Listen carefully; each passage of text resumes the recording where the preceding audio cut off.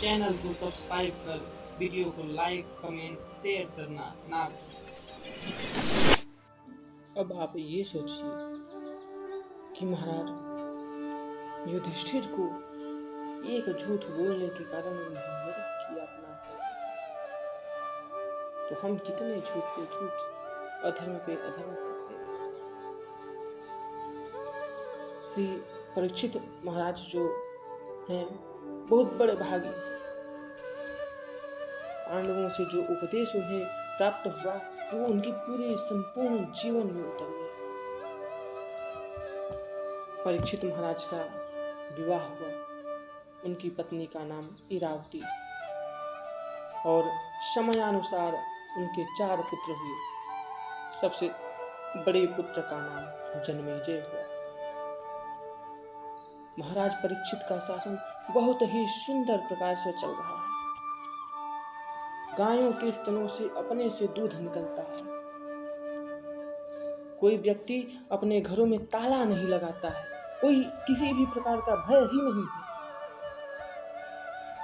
परीक्षित महाराज ने सोचा कि आधी उम्र तो निकल गई, आधी और निकल जाएगी। एक दिन उन्होंने पांडवों के खजाने में प्रवेश किया।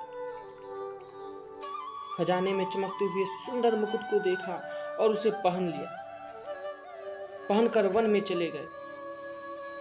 वन में राजा परीक्षित ने देखा कि एक पैर से एक बैल खड़ा है और बैल के सामने एक गाय खड़ी है। गाय माता बार बार रोती है, लेकिन बैल उसको समझा रहा है। पृथ्वी रूपी जो गाय है वो धर्म रूपी बैल को समझाता है कि क्यों रोते, तुम तो साक्षात पृथ्वी माता हो। प्रभु ने तुम्हारे ऊपर सुंदर लीला की थी। पृथ्वी रूपी गाय ने कहा, भगवान आप स्वयं धर्म हैं और धर्म यदि उत्तरोत्तर बढ़ेगा तो पृथ्वी को प्रसन्नता होगी। इन दोनों की बातें परीक्षित सुन रहे थे। पास आए और बोली, अरे ये आपके 3 पैर किसने काटे? मैं राजा परीक्षित हूँ, पांडवों का पौत्र हूँ। मेरे राज्य में ऐसा कार्य किसने किया है? धर्म रूपी बैल बोला, राजन किसका दोष बताऊं? कोई किसी को कष्ट नहीं दे सकता। जो होता है अपने कर्म के अनुसार होता है। जिसे हम दुख माने वो दुख है और जिसे सुख वो सुख है। शरीर जन्म लेता है राजन, मरता नहीं है। मैं तो आत्मा हूं। परीक्षित बोले, आप ठीक कह रहे हैं, लेकिन मैं प्रयास तो कर सकता हूं। जिसने आपको कष्ट दिया उसको दंडित कर सकता हूं। तभी एक विचित्र लंबा तगड़ा विशाल पुरुष, बड़ी बड़ी आंखें, हाथ में तलवार और एक पैर पर खड़े हुए बैल के उस पैर को भी काटने के लिए उतारू हो गया, दौड़ के आया। ये जो काला काला तगड़ा विशाल पुरुष है ना, इसी का नाम है कलयुग। कलयुग नहीं चाहता कि धर्म का एक भी पैर बचे। परीक्षित ने कहा, कौन हो तुम? शर्म नहीं आती तुम्हें? कलयुग ने देखा कि राजा मुझे मारने के लिए आ रहे हैं, तुरंत चरणों में गिर गया। नते गुणा केश यशोधराणाम बद्धांजलरे भयमास्ति किंच। तुम मेरी शरण में आ गए। हम शरणार्थी को नहीं मारते, लेकिन तुम हो कौन? कौन हो तुम? बोला, मैं तो कलयुग हूं। मैं कहां जाऊं महाराज? यदि कोई स्थान आप ही मुझे दे दे तो उन्हीं स्थानों पे मैं रह लेता। परीक्षित ने उसे 4 जगह दे दी। द्यूतम पानम श्रेयः शूना यत्रा धर्मश्चतुर्विधः। द्यूत जुआ, सुरापान, परस्त्री गमन, हिंसा, जाओ, मैंने इन जगहों पे तुमको स्थान दे दिया। कलयुग सोचा, जब राजा पर ही असर नहीं होगा तो रहने का क्या मतलब। बोला, ये सब तो गंदी जगह है, कोई अच्छा भी जगह दे दो ना। मुझे काला कलूंगड़ा देख करके आपने जगह भी गंदी दे दी, कोई अच्छी जगह दे दें तो बड़ी कृपा होगी आपकी। अब क्या था, महाराज परीक्षित के मुंह से निकल गया, जाओ सुवर्ण में भी कलयुग का वास होगा। कलयुग ने सूक्ष्म रूप धारण कर परीक्षित के मुकुट में होकर मस्तिष्क में प्रवेश किया। अब यहाँ राजा परीक्षित कहते हैं कि सोने में कलयुग का वास होगा, लेकिन गीता में कहा गया है कि धातु नाम अस्मि कांचन, धातुओं में सोना, सोने में भगवान विष्णु का वास है, और यहाँ परीक्षित ने सोने में कलयुग का वास दे दिया। सूत जी कहते हैं कि जो परिश्रम से कमाया गया सोना है ना, उसमें तो भगवान का ही वास है, तथा जो बेईमानी से कमाया गया सोना है उसमें कलयुग का वास है। और परीक्षित ने जो मुकुट पहना था वो जरासंध का था। जरासंध को मारकर पांडव लोग वो मुकुट ले आए थे। जंगल में जाते जाते परीक्षित एक ऋषि की आश्रम पर पहुंच गए। शमीक ऋषि समाधि में बैठे थे। राजा को प्यास लगी, बोले, महात्मा प्यास लगी है, थोड़ा जल पिला दीजिए। ऋषि समाधि में थे, इसलिए उन्हें तो कुछ मालूम ही नहीं हुआ। राजा ने सोचा ये ढोंगी महात्मा है। राजा ने चारों ओर देखा, एक मरा हुआ काला नाग पड़ा था। राजा ने उसे उठाकर ऋषि की गले में डाल दिया और चले गए। थोड़ी देर में उनके पुत्र ऋषि श्रृंगी वहां आए और पिता के गले में मरा सर्प देखकर बोले, ये किसने किया। छोटे छोटे ऋषि कुमारों ने कहा, राजा परीक्षित आए थे, आपके पिताजी से जल मांग रहे थे, इनसे कोई उत्तर नहीं मिला तो उन्होंने मरा सर्प गले में डाल दिया और चले गए। ऋषि श्रृंगी ने क्रोधवश हाथ में जल लेकर श्राप दे डाला कि जिस सर्प को पिताजी के गले में डाला है उसी का वंशज आज के 7वें दिन परीक्षित को डस लेगा और उसकी अकाल मृत्यु हो जाएगी। परीक्षित महाराज सायंकाल महल पहुंच गए। मुकुट को जैसे ही उतार कर रखा, बोले, अरे ये मैंने क्या कर, संत के गले में मरा हुआ सांप डाल दिया। बहुत पश्चाताप कर रहे हैं राजा परीक्षित। इधर शमीक मुनि को जैसे ही समाधि टूटी, उन्होंने देखा गले में मरा हुआ सांप। सोचे कि शायद कोई हास्य विनोद किया होगा और सर्प को निकाल कर कि एक किनारे रख दिया। अपने पुत्र को रोता देखकर बोले, क्या हुआ। पुत्र बोला कि राजा परीक्षित आपके गले में मरा सांप डालकर चले गए। शमीक बोले, तो क्या हुआ। नहीं पिताजी, मैंने उन्हें ऐसा दंड दिया है कि अब वो दोबारा गलती करने के लायक भी नहीं बचेंगे। मैंने आज के 7वें दिन परीक्षित को सांप से डसने का श्राप दे दिया है, उनकी अकाल मृत्यु हो जाएगी। क्या, इतने बड़े धर्मात्मा को तुमने श्राप दे डाला। अरे ये तुमने क्या कर दिया पुत्र।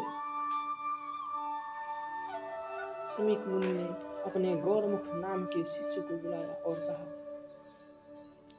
तुरंत परीक्षित के दरबार में जाओ और उन्हें बताओ कि मेरे नादान पुत्र ने तुम्हें 7 दिन में मरने का, अतः वो अपने मुक्ति का उपाय सोच ले। गौरमुख ने जाकर के महाराज परीक्षित को सूचना दी। परीक्षित बोले, ऋषि कुमार ने ही बिल्कुल अच्छा नहीं किया। अरे मैंने तो जो कार्य किया उसका दंड मृत्यु है, पर उन्होंने मुझे अपना लोक संवारने के लिए 7 दिन दे दिए, 7 दिवस प्रदान किए। राजा परीक्षित ने मंत्री को बुलाकर कहा कि मेरे पुत्र जन्मेजय को राजगद्दी पर बैठाने की तैयारी किया जाए। रानी ने कहा कि ये कैसी तैयारी है? बोले, मैं तुम्हारे पुत्र को राजा बना रहा हूं, और एक बात मैं दावे के साथ कह सकता हूं कि मैं अभी 7 दिन तक जीवित रहूंगा। मुझे मेरी मृत्यु का समय पता है। ये आश्चर्य की बात है। परीक्षित अपने बेटे का राज्याभिषेक करने के बाद तुरंत गृह का त्याग कर दिया, सर्वस्व छोड़कर वन में चले गए। पतित पावनी माँ गंगा के किनारे एक वृक्ष के नीचे जाकर बैठ गए और समाधि में लीन हो गए। उधर संतों को पता चला राजा परीक्षित को साप मिला है, तो अत्रि, वशिष्ठ, च्यवन, गौतम, देवल, देवराज, दुर्वासा, भृंगु, अंगिरा, कश्यप, वामदेव समस्त संत वहां पहुंचे और बोले, राजन, ये क्या सुन रहे हैं? आज के 7वें दिन आपकी मृत्यु हो जाएगी, ऐसा साप मिला है आपको? बोले, मुझे साप नहीं, मुझे तो वरदान मिला है। गिरजा संत समागम समलाभ कछु आन। यदि वे साप होता तो आप संतों का दर्शन कैसे होता? इसलिए ये साप नहीं, ये तो मेरे लिए वरदान है। परीक्षित की सभा में ब्रह्मा के पुत्र वशिष्ठ, वशिष्ठ के पौत्र पराशर, पराशर के पुत्र वेदव्यास बैठे हैं, और तो और मार्कंडेय ऋषि भी हैं, जिनके जीवन काल में हजारों इंद्र बदल चुके हैं, लेकिन अभी तक कोई ये निर्णय नहीं कर पाया कि परीक्षित को 7 दिन में मोक्ष कैसे। उधर व्यास जी से भागवत का ज्ञान प्राप्त करने के बाद वन में जाकर समाधि में बैठ गए थे। जैसे ही समाधि टूटी, सुखदेव जी का मन कहता है, चलो परीक्षित के पास, चलो परीक्षित के पास। कि तत्रा भगवान व्यासपुत्रो यदीक्षयागामट मानोन्दुलपेक्ष अलक्ष्यलिङ्गो निजलाभतुष्टो वृतस्य बालैरवधूतवेश। सुखदेव जी चले। 4 अंगुल की लंगोटी, जिसके अलावा शरीर पर कोई वस्त्र नहीं। आपको बताऊं, जब गांव के किनारे से निकले तो बच्चे उनके पीछे लग गए, बोलते, नागा बाबा आया, नागा बाबा आया। 16 वर्षीय सुखदेव जैसे ही परीक्षित की सभा में आए तो सभी संत समाज उठ खड़े हो गए। बोलिए श्री सुखदेव जी महाराज की जय। राजा परीक्षित सुखदेव जी के चरणों में लेट गए और बोले, भगवान, 7 दिन में मरने वाले की मुक्ति का उपाय क्या है? सुखदेव जी बोले, अरे वाह राजन, मुझे आने में समय नहीं लगा, बैठने को भी नहीं बोले, तुरंत प्रश्नों की झड़ी लगा दिया। परीक्षित बोले, आप जैसे संत एक जगह पे टिकते कहाँ हैं? सुखदेव जी बोले, राजन, मुझे तुम्हारा प्रश्न बहुत ही सुंदर लगा। तुमने अपने लिए नहीं अपितु सभी समाज के लोगों के कल्याण के लिए प्रश्न किया है कि अतः पृच्छामि संसिद्धिं योगिनां परमं पुरुषस्येह यत् कार्यं यमांसि सर्वथा। जल्दी मरने वाले व्यक्ति की मुक्ति का क्या उपाय है? कितना संक्षिप्त प्रश्न है। सुखदेव जी ने कहा, राजन, जल्दी मरने वाले व्यक्ति की मुक्ति का तो एक ही उपाय है, सांस सांस पर कृष्ण भजे, वृथा श्वास जनिको। ना जाने आकाश की आवन हो न हो, आवन हो न हो। जो श्वास निकल कर गया वो वापस नहीं आएगा, इसलिए प्रत्येक स्थिति में प्रभु का स्मरण करो। कर से कर्म करहु विधि नाना, कर से कर्म करहु विधि नाना। मन राखहु जहाँ कृपा निधाना, मन राखहु जहाँ कृपा निधाना। कर से कर्म करहु विधि नाना। मन को प्रभु के चरणों में बांध लो। ये मन ही तो बंधन और मुक्ति का कारण है। राजा ने कहा, मन तो बड़ा चंचल है, मन को प्रभु के चरणों में कैसे लगाऊं? बोले, मन को बस में करना है तो 4 बातों का ध्यान रखो। जितासनो जितश्वासो जितसंगो जितेन्द्रियः, स्थूले भगवतो मनः संधारये। मन को जीतना है तो सबसे पहले आसन को जीत लो। ब्रह्म मुहूर्त में उठकर प्राणायाम के द्वारा श्वास को जीतो, संग जीतो, अच्छे व्यक्तियों की संगत करो।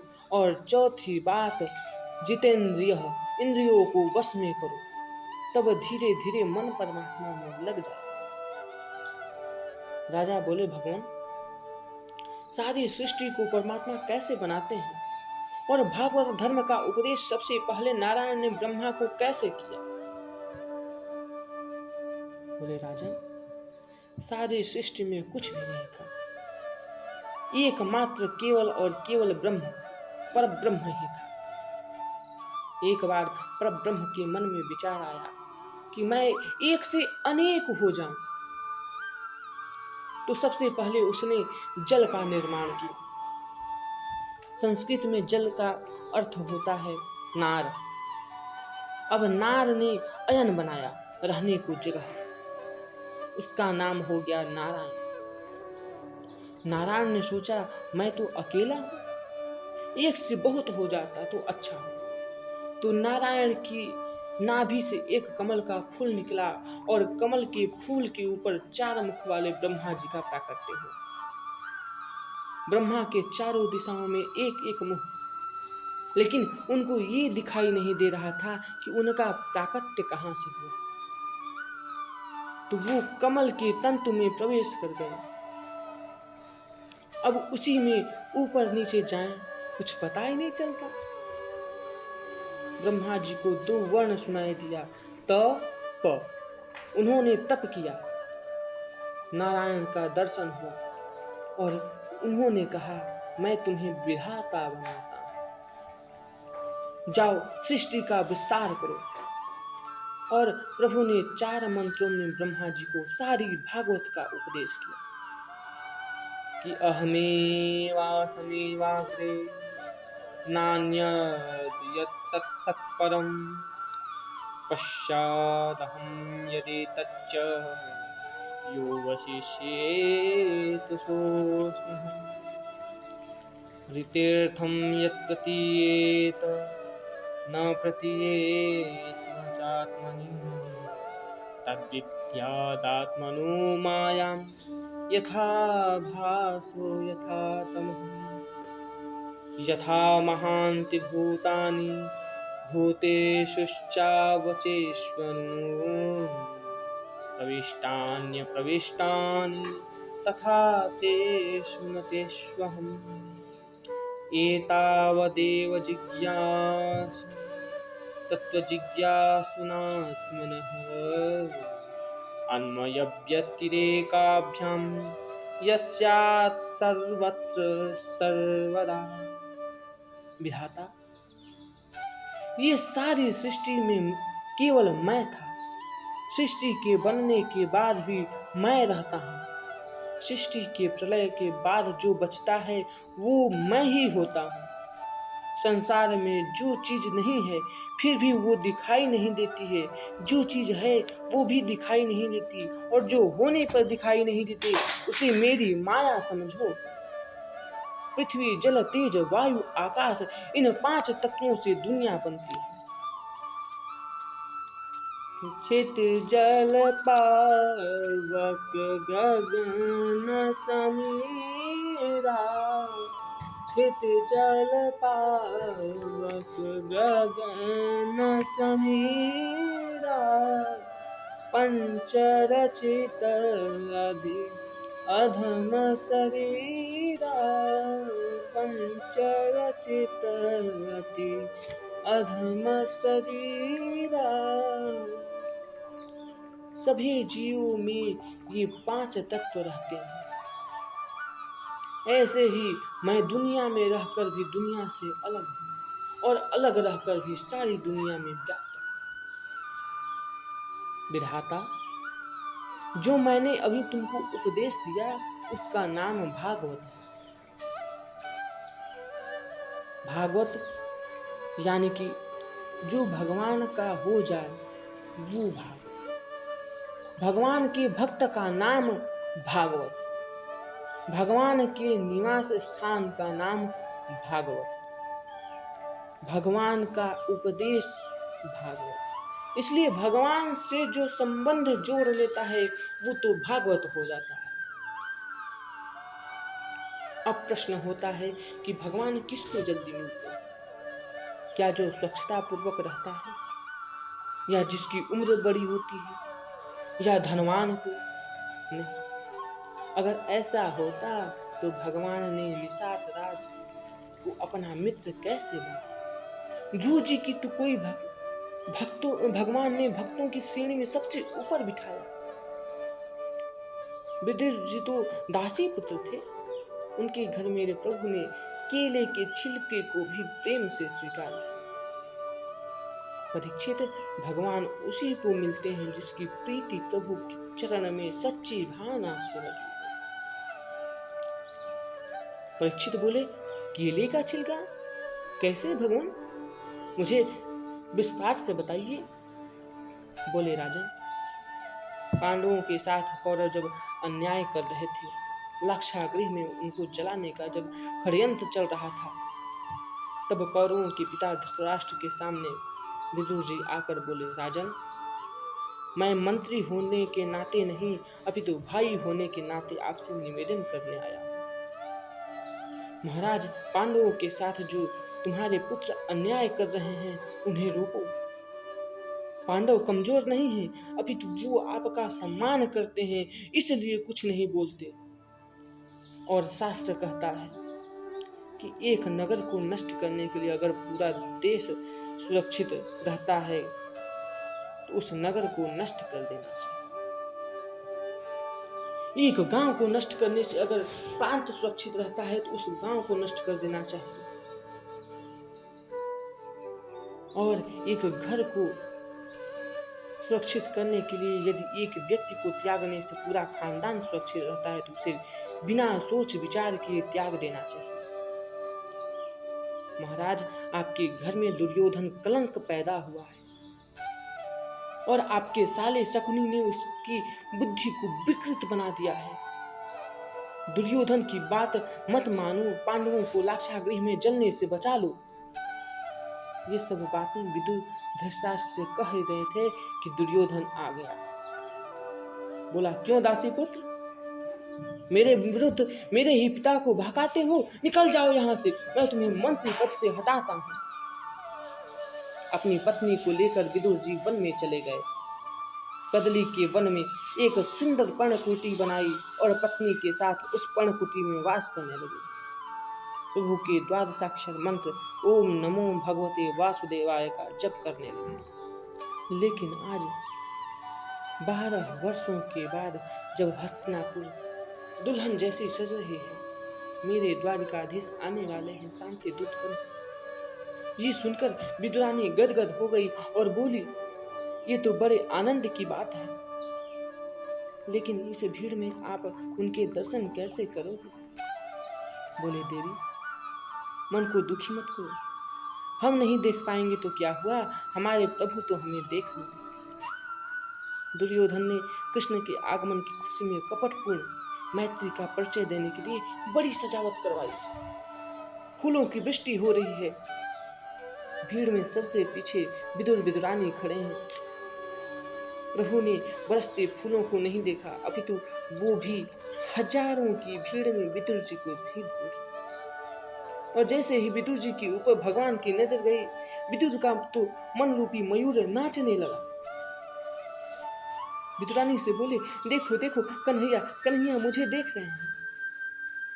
तुम एक काम करो, जल्दी से जाओ, घर में चौका लगाओ, घर को सजा दो, मैं प्रभु को लेकर आऊंगा। दुर्योधन बोला, अरे इनका तो स्वागत हम कर रहे हैं, लेकिन ये पता नहीं किसको देखे जा रहे हैं। सिंहासन लग गया। प्रभु, मेरे प्रभु आसनारूढ़ हो गए। सारी प्रजा के साथ नीचे विदुर जी बैठे हैं। और फिर भगवान ने दुर्योधन से पांडवों को 5 गांव देने का प्रस्ताव रखा। लेकिन दुर्योधन बोला कि शुच्यग्रे नैव दास्यामि विदायुद्धेन केशव। क्या बोलते हो केशव? बिना युद्ध के सुई के नोक के बराबर भी भूमि नहीं दे सकता। प्रभु ने कहा, युद्ध जानते भी हो इसका क्या परिणाम?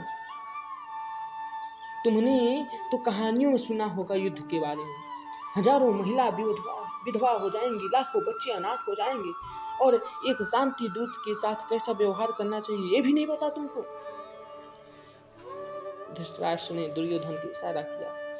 दुर्योधन हाथ जोड़कर कहा, क्षमा करना कन्हैया, आप तो जानते हैं कुछ भी निकल जाता है मेरे मुख से। खैर जाने दीजिए, ये राजनीति तो बाद में होगी। चलिए अंदर चलिए, 56 प्रकार के भोग मेरी माता ने आपके लिए बनाए हैं अपने हाथों से। बोले दुर्योधन, भोजन केवल 2 परिस्थितियों में होती है, या तो भोजन कराने वाले के मन में श्रद्धा हो, या तो कोई भूख से तड़प रहा हो। और तुम्हारे मन में श्रद्धा नहीं और मेरे पेट में भूख नहीं। और आज तो विदुर जी के घर मेरा निमंत्रण।